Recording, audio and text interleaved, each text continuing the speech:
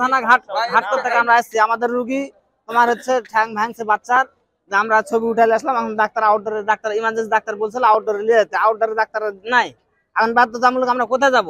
আমরা এখন বিপদগ্রস্তের মধ্যে পড়ে গেছি যেহেতু, তখন আমরা আবার ইমার্জেন্সি যাবো, ডাক্তার বলবো স্যার আমাদের এই অবস্থা, আমরা বাচ্চা নিয়ে ঘোরাঘুরি করতেছি, আপনারা কি করতেছেন করেন, আমরা রিপোর্ট টিপোর্ট সব রেডি করে নিয়েছি, অথচ ডাক্তার পাচ্ছি না।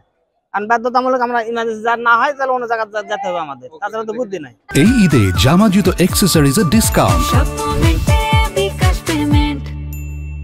বসেনি, কিছু বসেনি, এখন সমস্যা, ওখান থেকে আসছে ভোগান্তি মানুষ, অসুস্থ মানুষ আসে আসে টেস্ট করে, ব্লাড টেস্ট করে, সে জায়গাতে এসে কোনো কিছুই নাই, আসে দেখছি এরকম অবরোধ হচ্ছে, তাহলে আমরা কি কোথা থেকে কি করে সুবিধা পাবো?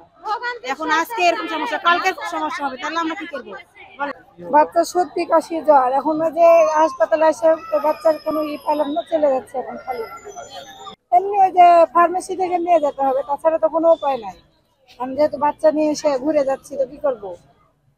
বাবা পয়সা করে নেই, মানুষের দিলে কোথায় যাইতে হবে, বাড়িতে যে ভাবই হোক, উপায় নেই। হ্যাঁ, হাঁটে যেতে পারবো না। আমার সোনার বাংলা।